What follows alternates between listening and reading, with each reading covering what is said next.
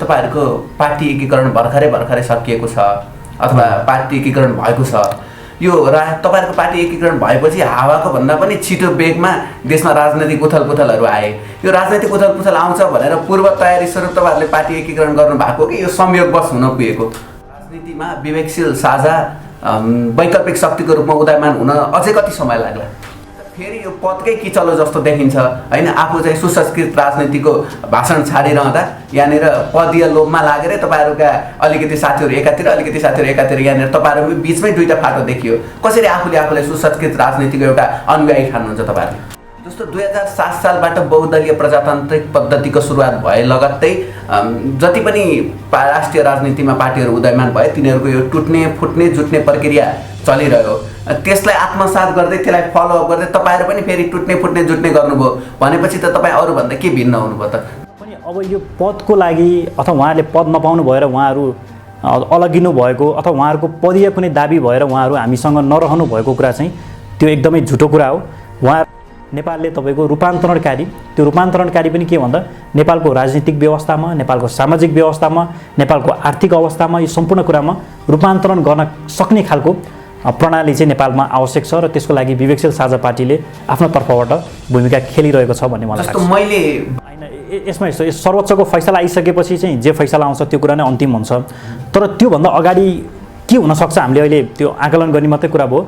तर अब ढिलो चाँडो यो देशमा निर्वाचन हुन्छ या त तपाईको हामीले सोचिरहेका छौँ 2079 सालमा चुनाव हुन्छ भन्ने कुरा।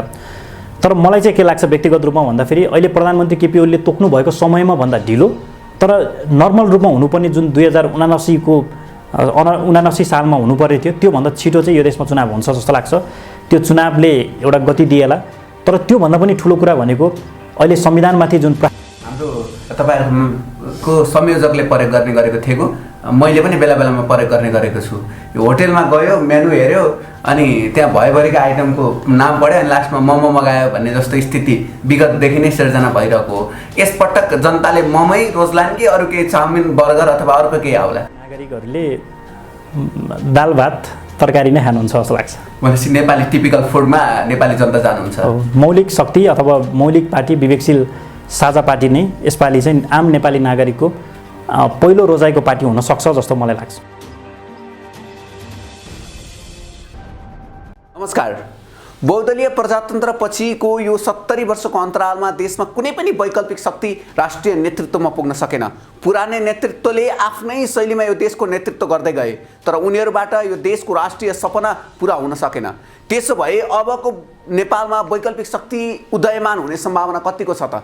के जनता पुरानै राजनीतिक नेतृत्वबाट सन्तुष्ट भएको हो कि वैकल्पिक पार्टीहरूसँग राजनीतिमा छिर्न सक्ने अथवा देशको नेतृत्व गर्न सक्ने क्षमता नभएको? यस्ता विविध विषयहरूमा आज हामी सिम्पानी संवादमा चर्चा परिचर्चा गर्नेछौँ। यहाँलाई स्वागत छ। म कार्यक्रम प्रस्तोता दिवस राज पौडेल।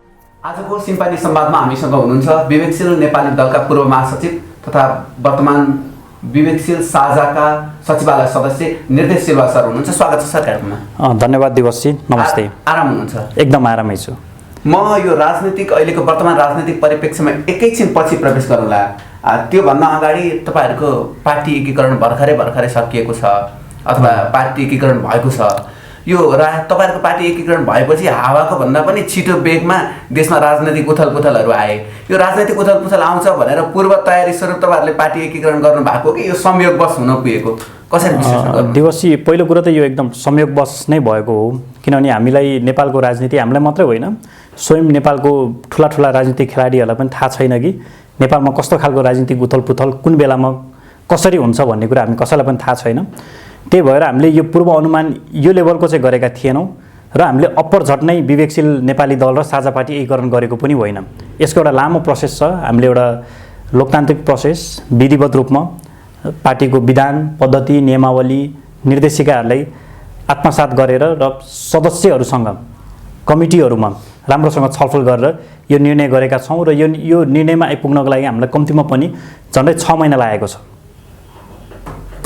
यो राष्ट्रिय राजनीतिमा भएको अहिलेको वर्तमान उथलपुथल र तपाईहरुको यो पार्टी एकीकरणले कस्तो प्रभाव पार्ला यो राजनीतिक परिप्रेक्ष्यमा अहिलेको वर्तमान परिप्रेक्ष्यमा?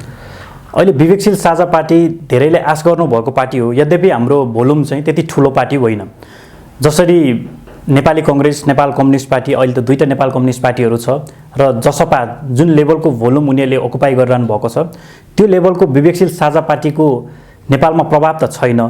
यद्यपि आशा भरोसा र पछिको एउटा भविष्यको उदयमान शक्तिको रूपमा चाहिँ धेरै नेपाली जनताले यो विवेकशील साझा पार्टीलाई एकमात्र वैकल्पिक राजनीतिक दल र नेपालको सुसंस्कृत राजनीतिको केन्द्रको रूपमा लिइरहनु भएको छ।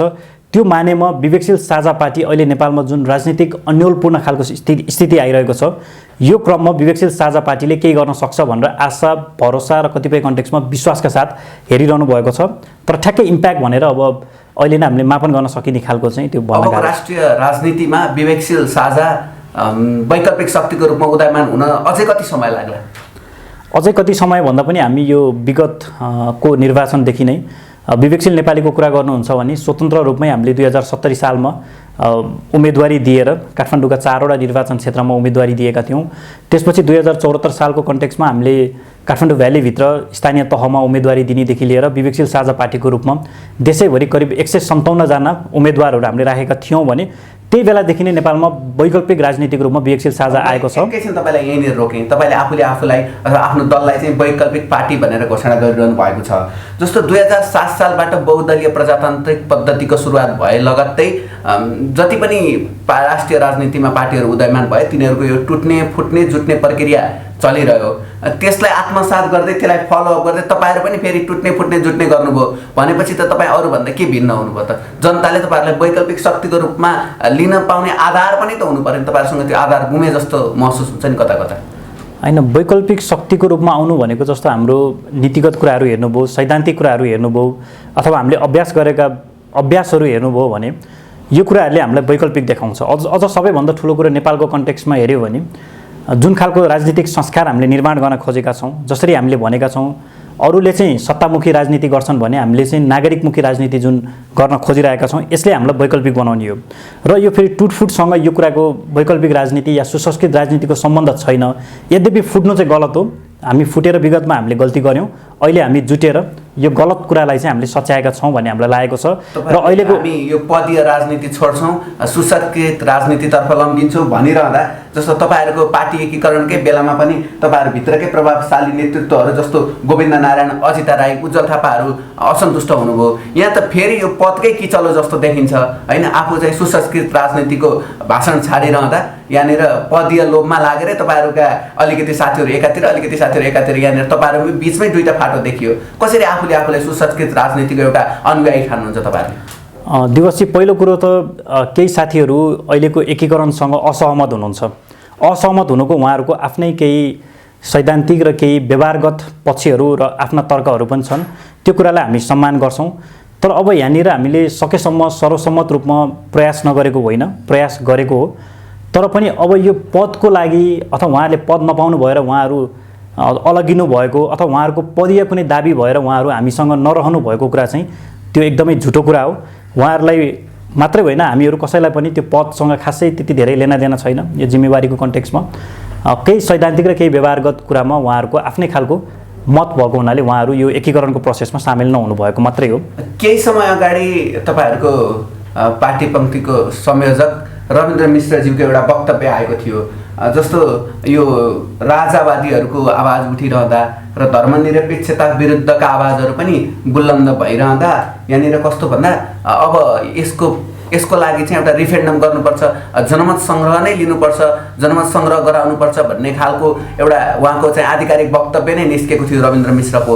तपाईँहरू जनमत सङ्ग्रहतिर लाग्नुहोस्, नेकपा सरकार चाहिँ के अरे यो मध्यावधिक निर्वाचनतर्फ लाग्छ, यो जनमत सङ्ग्रह मध्यावधिक निर्वाचन अनि विकास चाहिँ कहिले जनताले? होइन, यो जनमत सङ्ग्रहको कुरा यो अलिकति पुरानो भयो जस्तो लाग्छ। यो विगतमा साझा पार्टीले लुम्बिनी भेलाबाट पारित गरेको कुरा हो। अहिले विवेकशील साझा पार्टी बन्ने क्रममा वा बनेपछि जनमत सङ्ग्रहको विषय आफै किनारा लागिसक्यो भन्ने हामीलाई लाग्छ। अब यो विषयमा हामीले के विषयमा जनमत सङ्ग्रह गर्ने, के विषयमा जनमत सङ्ग्रह नगर्ने भन्ने विषयमा हामी एकदमै सजग हुनुपर्छ। जातको नाउँमा अथवा अन्य कुनै धर्मको नाउँमा हामीले जनमत सङ्ग्रह गर्ने भन्दा पनि राजनीतिक रूपमा जनमत सङ्ग्रह गर्न मिल्ने व्यवस्था त नेपालकै संविधानले दिएको छ। यो कुनै अलोकतान्त्रिक कुरा होइन, यो लोकतान्त्रिक कुरा नै हो। 2047 सालमा जसरी काङ्ग्रेसको आन्तरिक किचलोका कारणले गर्दा यो संसद भङ्ग गरियो त्यसको ठ्याक्कै 30 वर्षपछि प्रधानमन्त्री केपी शर्मा ओलीको नेतृत्वको सरकार अथवा मन्त्री परिषदले नै निर्णय गरेर फेरि संसद पुनः भङ्ग गरेको छ। जस्तो यो चाहिँ एकतर्फले यसलाई असंवैधानिक भनिरहेको छ, तपाईँहरू पनि असंवैधानिक भनेर सडकमा उत्रेको पनि मैले देखेको छु। एकतर्फले चाहिँ धारा 47 को उपधारा 7 लाई प्रयोग गरेर प्रधानमन्त्रीले संसद विघटन गर्नुभएको भन्नुभएको छ। यसमा तपाईँले कतिको संवैधानिक हो या असंवैधानिक, विवेकशीलले यसलाई कसरी हेरिरहेको छ? पहिलो कुरो नेपाली कङ्ग्रेसले पहिला संसद विघटन गरेको चाहिँ 2051 सालमा हो। त्यो हिसाबले हेर्दाखेरि झन्डै 25-26 वर्ष भएको छ। अब अहिले जुन यो 2077 सालमा प्रधानमन्त्री केपी ओलीले नेपालको संविधान 2072ले परिकल्पनै नगरेको धारा, परिकल्पनै नगरेको व्यवस्थालाई चाहिँ मैले संसद विघटन गरेँ र यो संवैधानिक छ भनेर जुन हिसाबले कुराहरू गरिरहनु भएको छ, यो आफैमा असंवैधानिक मात्रै होइन, यो एकदम अलोकतान्त्रिक र यो एकदम फासिस्ट अथवा तानाशाही चरित्र चाहिँ उहाँले प्रदर्शन गरिरहनु भएको छ। यो कुनै पनि एङ्गलबाट नेपालको संविधानलाई हेऱ्यौँ, नेपालको कुनै कानुनी व्यवस्थालाई हेऱ्यौँ, त्यो बेला संविधान सभाको कन्टेक्स्टमा संविधान बन्ने बेलामा भएका डिस्कसन्सहरूलाई हेऱ्यौँ भने पनि यो सम्पूर्ण रूपमा असंवैधानिक छ। अर्को महत्त्वपूर्ण कुरा भनेको नेपालको संविधान बनाउनको लागि त्यो बेलामा 601 जनाको संविधान सभा थियो र त्यो 601 जना संविधान सभाको सदस्यहरूले यो बेला उहाँहरूको दायित्व के रहन्छ भन्दाखेरि प्रधानमन्त्री केपी ओलीले यो हुँदै नभएको धारा प्रयोग गर्नु हुँदाखेरि यो कन्टेक्स्टमा चाहिँ यो व्यवस्था सही थियो कि गलत थियो, नेपालको संविधानले यो कुरा परिकल्पना गरेको छ कि छैन, उहाँले बोल्नुपर्छ। भन्न त यहाँनिर सर्वोच्चले यो कुरा फैसला गर्छ भन्ने कुरा भनिएको छ। अन्तिम संविधानको व्याख्याता चाहिँ सर्वोच्च नै हो। तैपनि यो प्रोसेसमा इन्भल्भ हुनुभएको संविधान सभाका तत्कालीन सदस्यहरूदेखि लिएर नेपालको अहिले सम्पूर्ण नागरिक समाज, राजनीतिक दलहरूले यो विषयलाई मूलतः असंवैधानिक रूपमा लिएको कुरामा विवेकशील साझा पार्टीले पनि असंवैधानिक भन्दै आन्दोलनहरू गरिरहेको भनेपछि तपाईँहरू यसको आशय के देखियो भन्दा अझै बाँकी समय पनि तपाईँहरूले नेपालको प्रधानमन्त्रीमा केपी शर्मा ओलीलाई नै देख्न चाहनुहुन्छ विवेकशील नेपाली दलले? हामीलाई को व्यक्ति प्रधानमन्त्री बन्छ बन्दैन भन्ने कुरासँग त्यति सरोकार छैन। बरु नेपालमा जोसुकै प्रधानमन्त्री भए पनि उहाँले कसरी काम गर्नुहुन्छ भन्ने कुरामा हाम्रो ध्यान चाहिँ त्यतातिर हुन्छ। पहिलो कुरो त्यो भयो। अर्को कुरा चाहिँ जुन सुशासन र समृद्धि, यो राजनीतिक लडाइँहरू भन्दा पनि, अधिकारको लडाइँहरू भन्दा पनि यो एउटा फेजमा सक्यो भन्ने हामीलाई लागेको थियो, तर अझै पनि नसकिएको रहेछ। हामीलाई लागेको चाहिँ नेपालमा सुशासन होस्, भ्रष्टाचारको निर्मूल होस्। अब तपाईँको जति पनि यो नेपालमा राजनीतिक नियुक्तिहरू छ, भागवण्डा एकदम चरम दलीय भागवण्डाको आधारमा नभइकन यसलाई चाहिँ तपाईँको निष्पक्ष रूपमा पारदर्शी ढङ्गले कम्पिटेन्ट मान्छेहरूबाट गरियोस्। नेपालको संस्थाहरू, कुनै पनि संस्थाहरू, राज्यका संस्थाहरू चाहिँ बलियो हुन्, त्यो रूपमा चाहिँ हामीले देख्न चाहन्छौँ। र नेपालको प्रधानमन्त्री वा मन्त्री परिषद अथवा नेपालको सरकारले, नेपालको संसदले, नेपालको अदालतले त्यो रूपमा काम गरेको चाहिँ हामी देख्न चाहन्छौँ। व्यक्तिभन्दा पनि हामी व्यवस्थामा विश्वास गर्छौँ। तपाईँहरूले जस्तो भनिरहँदा यो संसद विघटनलाई असंवैधानिक भनिरहनु भएको छ होइन? यस्तो अवस्थामा म तपाईँकै भाषामा यो असंवैधानिक मध्यावधिक निर्वाचन भयो भने विवेकशील साझा निर्वाचनमा जाने कि नजाने, के छ अवस्था? हामी निर्वाचनको विरोधी होइनौँ, हामी लोकतान्त्रिक दल हौँ। अझ लोकतान्त्रिकमा पनि हामीले आफूले के भनेका छौँ भन्दाखेरि भनेका छौँ र अभ्यास पनि गरेका छौँ। हामी प्रतिनिधिमूलक मात्रै होइन, हामी सहभागितामूलक लोकतन्त्रमा विश्वास गर्छौँ र त्यो कुरा हामीले दलभित्र अभ्यास पनि गरेका छौँ। र नेपालमा पनि सहभागितामूलक लोकतन्त्र जुन प्रत्यक्ष निर्वाचितका कुराहरू छन्, यो कुराहरू हामी अभ्यास भएको देख्न चाहन्छौँ। पहिलो कुरो यो। तर निर्वाचन हुनु मात्रै ठुलो कुरो होइन। निर्वाचन त तपाईँको हरेक 5-5 वर्षमा यही नेपालकै संविधानले पनि परिकल्पना गरेको छ। अब यो कन्टेक्स्टमा निर्वाचन हुनु मात्रै ठुलो कुरा भन्दा पनि नेपालको तपाईँको अहिलेको जुन संविधानले परिकल्पना गरेका कुराहरू छ, रुल अफ लको कुराहरू छ, यो कुराहरू अक्षरशः पालना हुन्छ कि हुँदैन, हामी नेपालमा चाहिँ विधिको शासन हुन्छ कि हुँदैन भन्ने कुरा महत्त्वपूर्ण हो। अब विवेकशील साझा पार्टीले पहिलो कुरो त चुनाव हुन्छ कि हुँदैन भन्ने नै यो कुरा एकदम हाइपोथेटिकल छ। मलाई अहिले लाग्दैन कि वैशाखमा जुन तोकिएको मिति छ यो मितिमा चुनाव हुन्छ जस्तो लाग्दैन। यदि कथम कदाचित चुनाव भएछ भने त्यो बेलामा दलले राम्रोसँग त्यो बेलाको परिस्थितिहरू आकलन गरेर छलफल गरेर निर्णय गर्नेछ। यो अहिलेसम्म हामीले यो विषयमा निर्णय चाहिँ गरेका छैनौँ। जस्तो यो बहुदलीय प्रजातान्त्रिक पद्धति पछिको यो 70 वर्षमा यो देशमा कुनै पनि वैकल्पिक शक्ति उदयमान हुन सकेन। यहाँनिर जनता अहिलेकै वर्तमान जुन नेतृत्व छ त्यसैबाट सन्तुष्ट भएको जस्तो देखिन्छ कि वैकल्पिक शक्ति त्यति शक्तिशाली नभएर अथवा वैकल्पिक शक्ति उदयमान हुन नसकेर देशको नेतृत्व एउटा नयाँ पुस्तामा हस्तान्तरण हुन नसकेको, यसलाई कसरी विश्लेषण गर्नुहुन्छ? पहिलो कुरो दिवसी, यो वैकल्पिक शक्ति अहिलेसम्म उदय भयो कि भएनन् भन्ने कुरामा मेरो फरक बुझाइ छ।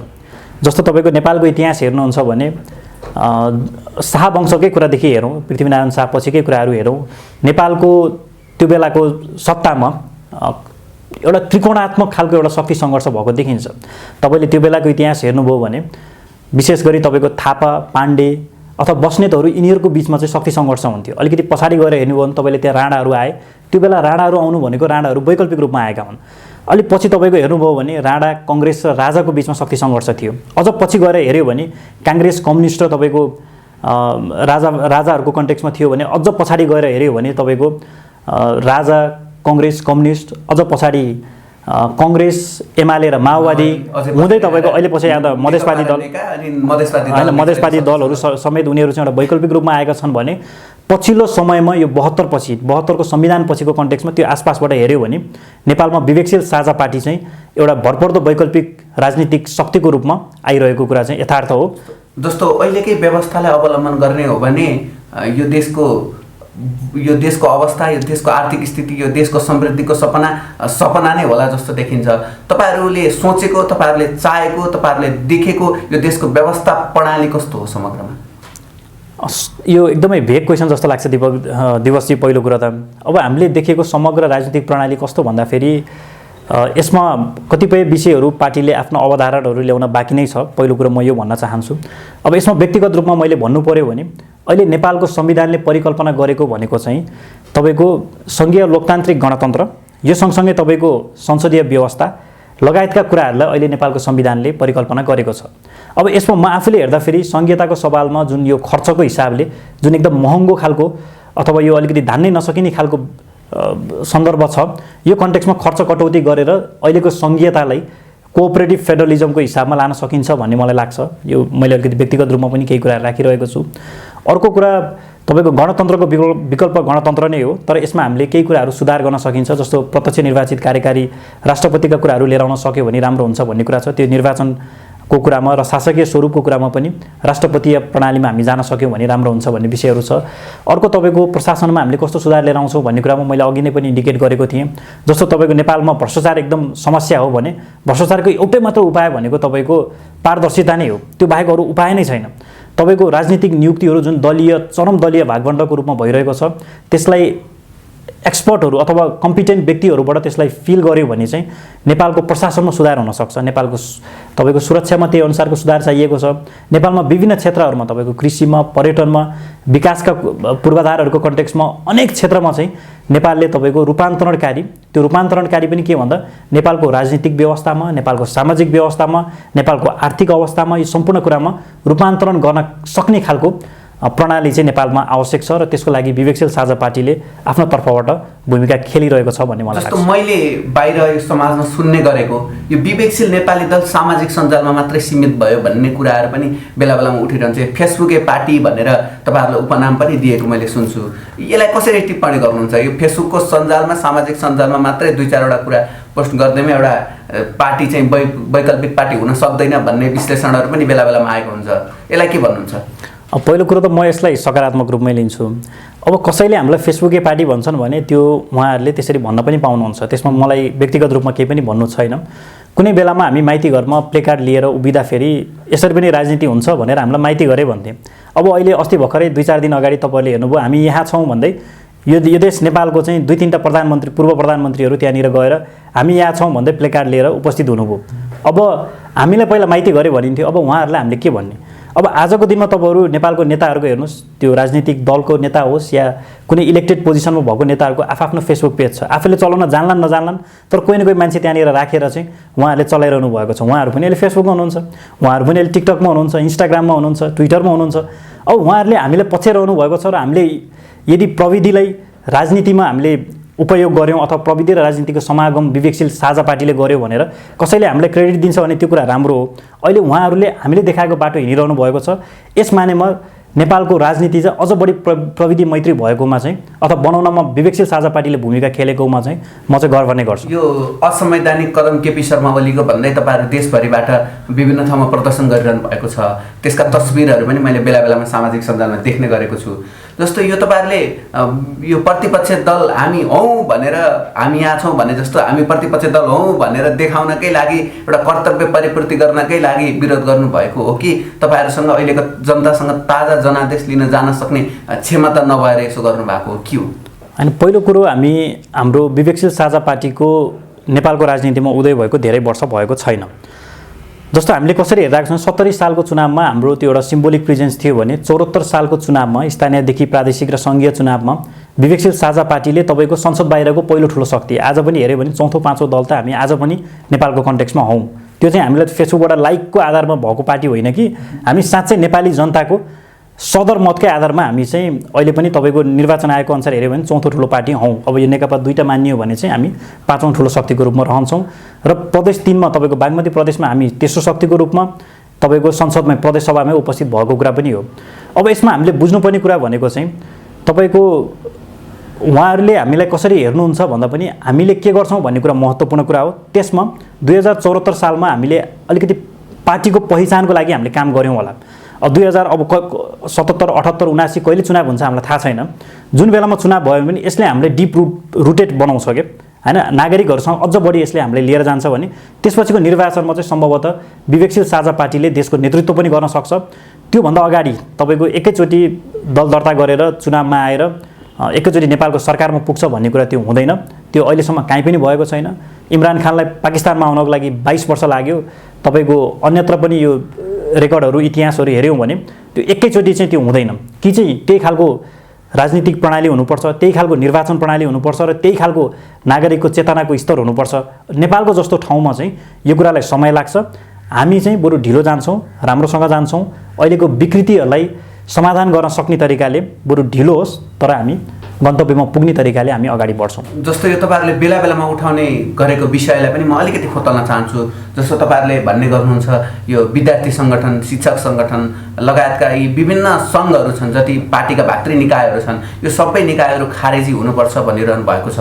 यस्तो अवस्थामा कस्तो भइदिन्छ भन्दा यो जुनसुकै तपाईँको निकायमा पुग्नुभयो भने पनि त्यहाँका टाठाबाठाहरू, त्यहाँको अलिकति नेतृत्व गर्न सक्ने क्षमता भएका व्यक्तिहरू चाहेर वा नचाहेर, हामी पत्रकारहरू पनि चाहेर या नचाहेर कुनै न कुनै राजनीतिक दलमा बाध्यताले होस् या रहरले एउटा न एउटा राजनीतिक दलमै आबद्ध भएको देखिन्छ। यो तपाईँहरूले देखेको यो सपना कसरी परिपूर्ति हुन्छ र यसको बाटो अब कसरी अँगाल्ने तयारीमा हुनुहुन्छ तपाईँहरू?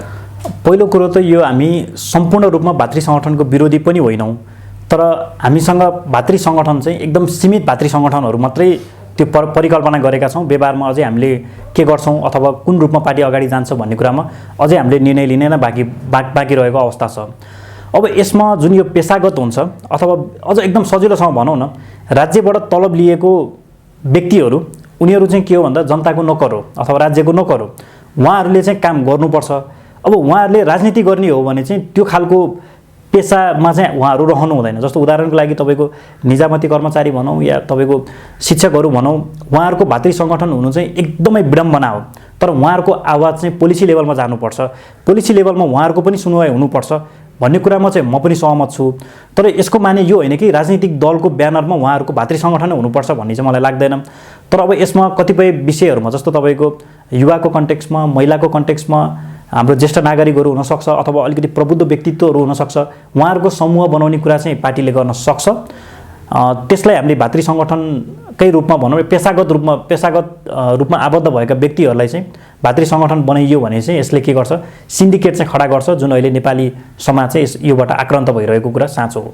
हामी अब कार्यक्रम लगभग अन्त्यमा पनि आइपुगेका छौँ। अब तपाईँले देखेको, तपाईँको राजनीतिक दलले देखेको अबको नेपालको राजनीतिले कस्तो रूप लिएला, अलिकति थोरै विश्लेषण गरिदिनुहोस् न। अब नेपालको राजनीतिले कस्तो रूप लिन्छ यो पनि एकदमै भेग प्रश्न हो दिवसजी। अब यसमा के चाहिँ हुनसक्छ भन्दाखेरि अब यो देशको राजनीति अहिले भर्खर यो संसद विघटन भएको हुनाले, अब संसद विघटन भयो कि भएन पनि सर्वोच्चले अन्तिममा फाइनल गर्छ। अब यो परिप्रेक्ष्यमा प्रधानमन्त्री केपी शर्मा ओलीले त संसद विघटन भयो, अब चुनावको प्रचार प्रसारमा लागिसक्नु भन्नुभएको छ, तपाईँले अझै भएको छैन भन्नुहुन्छ। होइन, यसमा यस्तो सर्वोच्चको फैसला आइसकेपछि चाहिँ जे फैसला आउँछ त्यो कुरा नै अन्तिम हुन्छ। तर त्योभन्दा अगाडि के हुनसक्छ हामीले अहिले त्यो आकलन गर्ने मात्रै कुरा भयो। तर अब ढिलो चाँडो यो देशमा निर्वाचन हुन्छ या त तपाईँको हामीले सोचिरहेका छौँ 2079 सालमा चुनाव हुन्छ भन्ने कुरा। तर मलाई चाहिँ के लाग्छ व्यक्तिगत रूपमा भन्दाखेरि अहिले प्रधानमन्त्री केपी ओलीले तोक्नु भएको समयमा भन्दा ढिलो, तर नर्मल रूपमा हुनुपर्ने जुन 2079 सालमा हुनुपर्ने थियो त्योभन्दा छिटो चाहिँ यो देशमा चुनाव हुन्छ जस्तो लाग्छ। त्यो चुनावले एउटा गति दिएला। तर त्योभन्दा पनि ठुलो कुरा भनेको अहिले संविधानमाथि जुन प्रहार भएको छ, संविधान सभाबाट त्यत्रो वर्षौँ लगाएर बनाएको संविधान, अर्बौँ खर्च गरेर बनाएको संविधानमा जुन खालको एउटा दुई पटक निर्वाचन गरेर बनाइएको संविधान हो, त्यसमा चाहिँ यो जुन खालको यो संविधानमाथि नै एउटा अब के भने यसलाई बलात्कारै गर्यो भन्न पनि मिल्छ। यस्तो खालको कन्टेक्स्टमा हामीले रुल अफ ललाई कसरी फलो गर्छौँ भन्ने कुरा प्रमुख हो। अर्को कुरा मलाई लागेको चिन्ता चाहिँ नेपालीहरूको राजनीतिक संस्कार कस्तो छ, हामीले यसलाई कसरी विकास गरिरहेका छौँ भन्ने कुरा पनि महत्त्वपूर्ण कुरा हो। आम नागरिकले जे चाहनुहुन्छ त्यो अनुसार अघि बढ्छ। हाम्रो तपाईँहरूको संयोजकले प्रयोग गर्ने गरेको थिएको, मैले पनि बेला बेलामा प्रयोग गर्ने गरेको छु। यो होटेलमा गयो, मेनु हेऱ्यो, अनि त्यहाँ भयभरिको आइटमको नाम पढ्यो, अनि लास्टमा मोमो मगायो भन्ने जस्तो स्थिति विगतदेखि नै सिर्जना भइरहेको हो। यसपटक जनताले मोमै रोज्लान् कि अरू केही चाउमिन, बर्गर अथवा अर्को केही आउला? यसपालि मलाई चाहिँ के लाग्छ भन्दा आम नेपाली नागरिकहरूले दाल भात तरकारी नै खानुहुन्छ जस्तो लाग्छ। भनेपछि नेपाली टिपिकल फुडमा नेपाली जनता जानुहुन्छ। मौलिक शक्ति अथवा मौलिक पार्टी विवेकशील साझा पार्टी नै यसपालि चाहिँ आम नेपाली नागरिकको पहिलो रोजाइको पार्टी हुन सक्छ जस्तो मलाई लाग्छ। ठिक छ, हामी यो चाहिँ अब आउने निर्वाचनले फैसला गर्नेछ कि विवेकशील कहाँ जाने अथवा अन्य राजनैतिक दल कहाँ जाने, वैकल्पिक शक्तिको उदयमान हुने वा नहुने त्यो हेर्न बाँकी छ। हामी कार्यक्रमको अन्त्यमा आइसकेका छौँ। अन्त्यमा के भन्न चाहनुहुन्छ दर्शकहरूलाई? धन्यवाद दिवसजी। सम्पूर्ण आम नागरिकहरूलाई पनि नमस्कार। अहिले देशमा जस्तो खालको राजनीतिक अवस्था भइरहेको छ यसले स्वाभाविक रूपमा तपाईँ हामी सबैलाई चिन्तित बनाएको छ। हामीले चिन्ता लिएर बसेर मात्रै हुँदैन, यसको लागि हामीले आफ्नो क्षेत्रबाट पहल गर्नुपर्छ र त्यसको लागि विवेकशील साझा पार्टीले राजनीतिक रूपमा हामीले नेतृत्व गर्नको लागि तयार भएर आएका छौँ। तपाईँहरू सबैको साथ समर्थन भयो भने यो सङ्घर्ष हामीले पार लगाउन सक्छौँ र नेपालमा सुसंस्कृत राजनीति, सुशासन र समृद्धिको युगमा चाहिँ हामी लान सक्छौँ भन्ने हामीलाई विश्वास छ। यसमा हामी सबैजनाको साथ सहयोग रह्यो भने हामी यो गर्न सक्छौँ। धन्यवाद, नमस्कार। दर्शक, उहाँ हुनुहुन्थ्यो विवेकशील नेपाली दलका पूर्व महासचिव निर्देश सिलवाल। उहाँले अब राष्ट्रिय नेतृत्वमा वैकल्पिक शक्ति जान्छ, विवेकशील साझा जान्छ। अब नेपालीहरूले पहिलेदेखि चुज गर्दै आएको, होटेलमा गएर चुज गर्दै आएको मोमो परिवर्तन गरेर दाल भातको रूपमा विवेकशीललाई लिन्छन् भन्दै हुनुहुन्थ्यो निर्देश सिलवाल। आदरणीय दर्शक महानुभावहरू, आजका लागि भनेर छुट्याइएको सिम्पानी संवादको समय समापन भइसकेको छ। कार्यक्रमलाई लाइक, कमेन्ट, सेयर, सब्सक्राइब गर्न नबिर्सिनु होला। अहिले भने यो समयका लागि भने म कार्यक्रम सञ्चालक दिवसराज पौडेल बिदा हुन चाहन्छु। हजुरको समय सुख बितोस्। हवस् त, धन्यवाद। जय देश।